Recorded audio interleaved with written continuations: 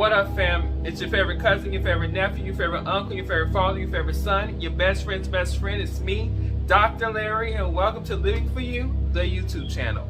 This is a safe space, a positive and spiritual place in which we come together, we grow together, we learn together, we educate each other, and we're just developing into our present selves and trying to live the best life we can have right now. That's all we can ask for. To those of you who are faithful subscribers, I love you guys. Welcome back. Thank you for watching. I love you, love you, love you. To those of you who haven't subscribed yet, but you're watching according to the watch time, why haven't you subscribed? Go ahead and hit that subscribe button and join the movement. Join the channel. Join the family. This is nothing but love here. Nothing but love. If you want to know more about me, you can actually go to www.liveforyoucoaching.com. That is my business website. I am a life coach, spiritual coach. You can learn more about me at www.liveforyoucoaching.com. And to those of you who want to follow me on social media, where I talk about a lot of things like social justice, I talk about the environment, I talk about education, I talk about history, I talk about entrepreneurship, I talk about love, I talk about prayer, meditation, all these things that are embodied inside of me. You can follow me at Dr. Larry Smith on both Instagram and on Facebook. That's Dr. Larry Smith on both Facebook and on Instagram. Well, you guys know what it is. I've been doing this. I've been pulling my crystals and I've been talking about my crystals and all of this stuff. So I wanted to do it today and talk around the theme of the crystal that I pulled. So let me go ahead and do that. Let's see, I want a good one too. I want a really, really good one. Okay, that's a good one. Can you see it? Try to get it. And I'll probably more than likely put a picture of it, of course. That right there is red jasper.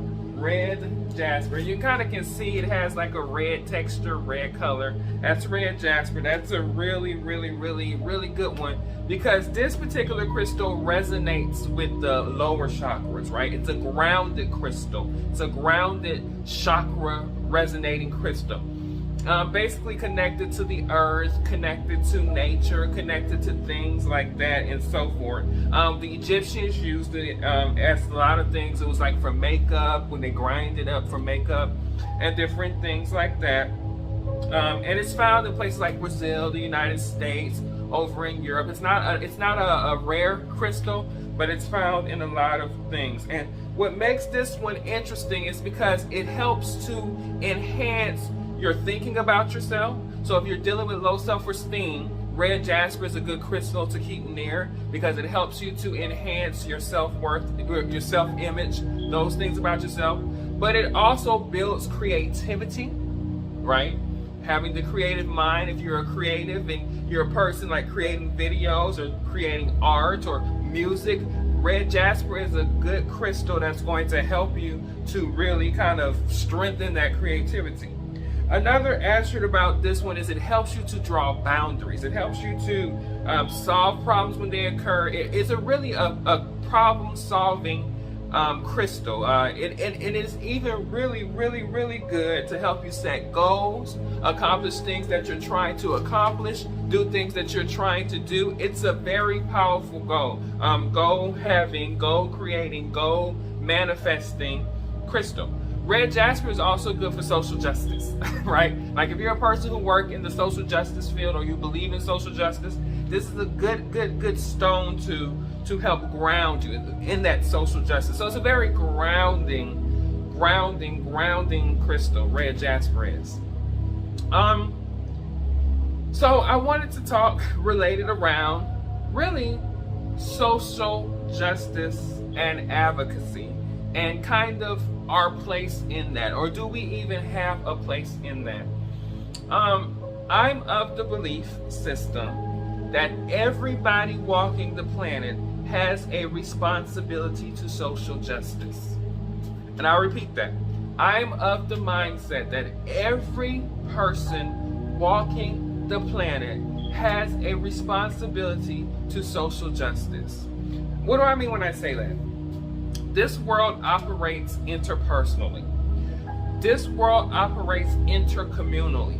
This world operates internationally, and in so many ways We work together, and we have to work together in order for things that we want to happen and to prosper and to be good to occur. We have to work together. And part of working together means that you realize that everybody has to be on the same page about what you're doing in order to get what you're trying to get accomplished. Because if I'm over here feeling this way, and this person's over here feeling that way, and this person's over here feeling this way over here, then we're never going to accomplish what we're trying to accomplish. And we're just going to keep going around in circles around same issues because we're not coming together for a common goal to resolve certain issues. And so this is why I believe that it is everybody's job to make sure social justice is fair, equitable, and good for everybody involved.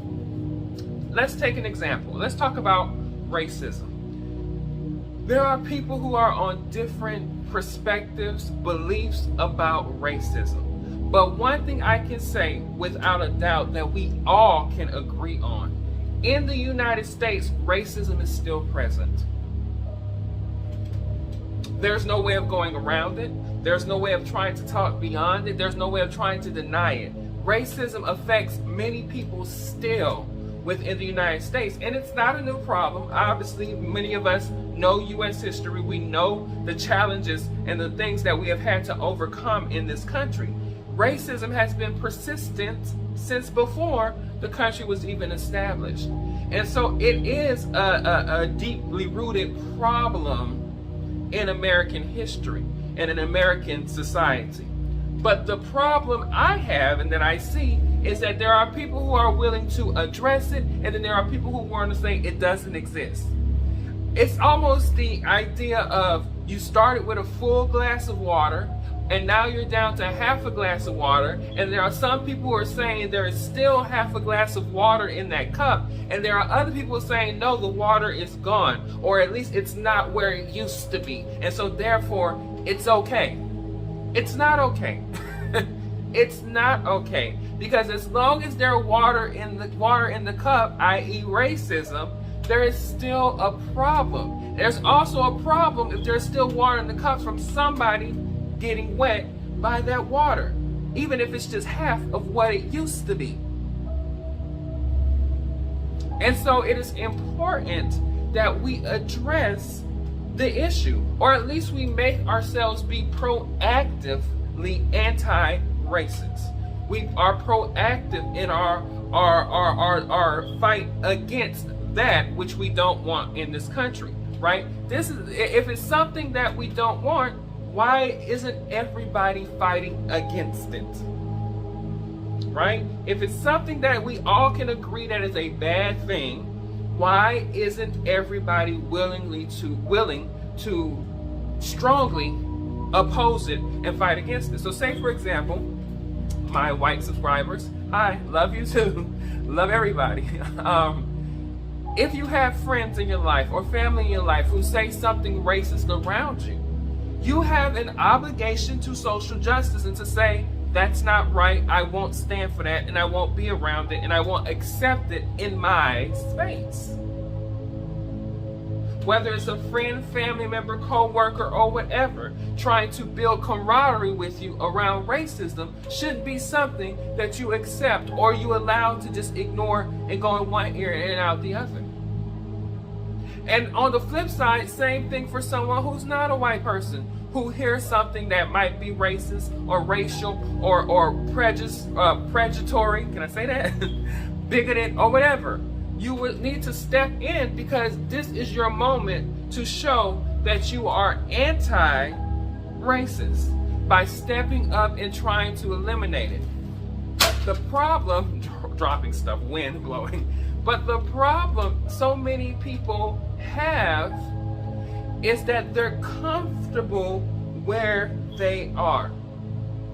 They live their lives in their bubbles, and most of us do live our lives in our bubbles, and as long as something doesn't impact our bubble or our existence within that bubble, then we have nothing to say about it. We don't address it because it's their problem, not our problem. And I personally believe that many people who are not people of color have this rhetoric mentally, kind of subconscious almost, mentality of racism being a black issue or racism being an issue for people of color. And the reality of it is, it's not.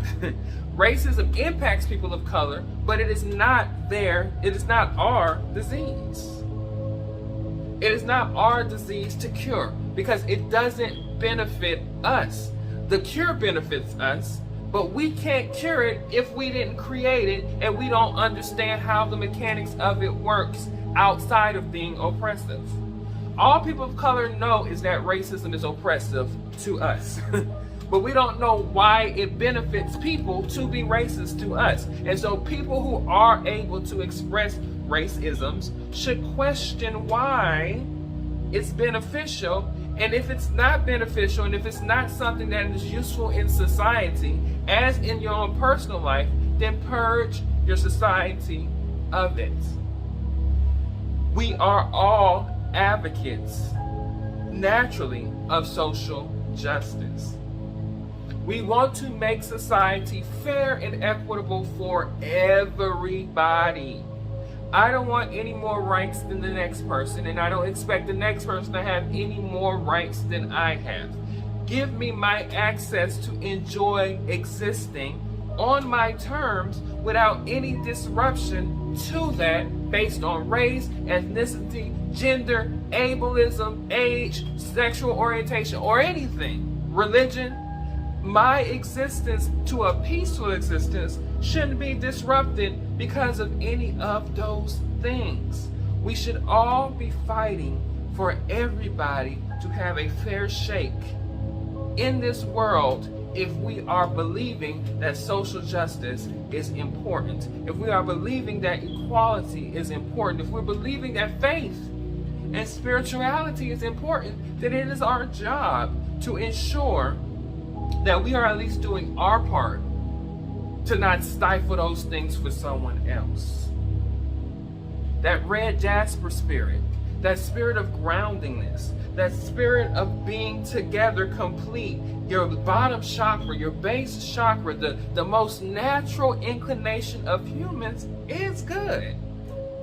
I'm not of the mind that we are naturally sinners and we're terrible people and we need something outside of ourselves to make us good. I don't subscribe to that idea of us naturally being bad people. I subscribe to the good of us naturally being good people.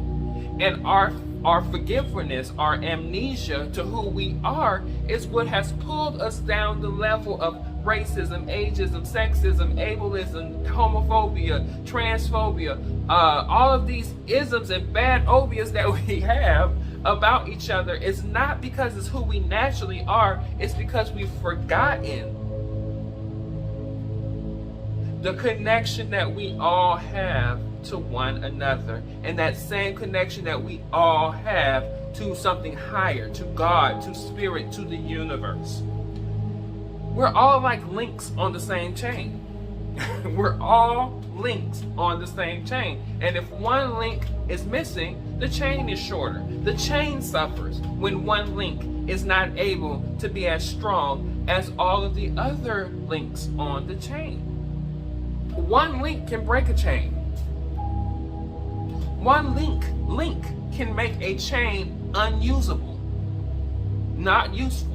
So it is important that we make sure that all the links, all of us who are connected to this great, magnificent force and to each other is strong. That is why I believe that we are all supposed to be involved in social justice. Social justice isn't just regulated to certain people. Social justice isn't just regulated to certain groups of people. Social justice should be something that we want to ensure is intact for all people. It is Martin Luther King who said that one instance of injustice is problematic for the whole. Now I'm paraphrasing, but that's, and I may even put the quote up, but the ultimate of the quote was that if there is one area of injustice, one group that faces injustice in this country, we all are in trouble. And so we have to invoke that red Jasper spirit in which we're fighting for justice and for equality and for access for everyone. I think sometimes the opposition to that comes when people think that they have to lose something in order to give something to someone else. And I beg to differ. I believe that if we all can eat, even if we're all eating a little, at least we're all eating. This need, this necessity, this feeling of I have to consume everything from everyone else. That includes freedom, that includes wealth, that includes power, that includes everything. That need to want to consume it all and have more than what somebody else is greed. It's selfish. It's ego. It's egotistical. And it's not built in love. And what I have noticed on social media, on television, out in the real world, even within my family and friend circle, I noticed that people have this tendency of claiming to be religious, claiming to be Christian, claiming to be spiritual, and have this deep connection with God, but being so selfish in allowing other people to have their freedom, their wealth, and the things and the access and the power and the things that they need in society. They're hoarding it all for themselves and don't want to give it away. That ain't Christian. Jesus would have done that. You guys know several, if you even read the Bible, you know there was a situation in which Jesus didn't have enough fish. He was getting ready to teach. He had some fish, he had some food there, enough more than likely for him and his disciples. But he had a lot of people there, right? He had a lot of people, and he could have easily said, this food is for us. I'm just going to teach them, and they're going to go their way, and then we're going to eat. No, Jesus says, you know what? I'm going to make sure everybody has some. And of course, you guys know, according to the story, through miracle, everybody was able to eat with more abundance and overflow there.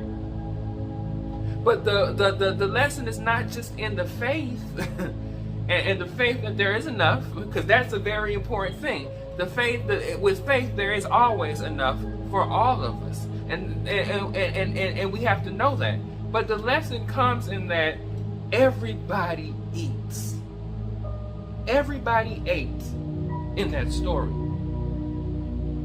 So what seemed like a little really was more than enough for everybody. And that is the same thing I am saying about equality, peace, the right to exist, access, wealth, all of these things we have in this country that are wonderful about this country. We have more than enough for everybody to have. So when you outside and you see homeless people, that shouldn't be a concern here. Not because we don't have it. When you see injustices and racism and situations come up, those things shouldn't happen, or at least shouldn't be tolerated in a country when this stuff is abundant. Justice is abundant. Wealth is abundant. We have got to come to a place in which we are accepting everything for what it is, and we are allowing other people to just simply be themselves, but we are fighting for social justice. So in the spirit of Red Jasper, let's be the social justice warriors that we all are. Let's fight for an equitable, equal, fair, peaceful society for all of us. Because if we don't, there's an opposite, and we don't want the opposite. We want the social justice. We want the equality. We want that Red Jasper energy of unity, of goal setting, of accomplishments, of power, togetherness. We are all one. And until we realize that, we're going to keep seeing the same circles over and over again. We should never fight to be equal. That should never be a problem.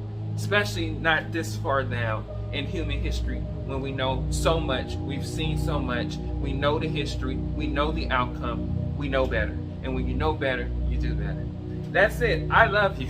You guys, I love you, love you, love you. I see you. We're in this together, we're growing together. And sometimes we talk about things that are tough, but we got to do it in order for us to grow and move beyond where we've been all these years and just be better. Because when you be better, you change society. When you know better, you do better. I love you, my family. I love you, love you, love you. And as I always say, I will see you in the next video.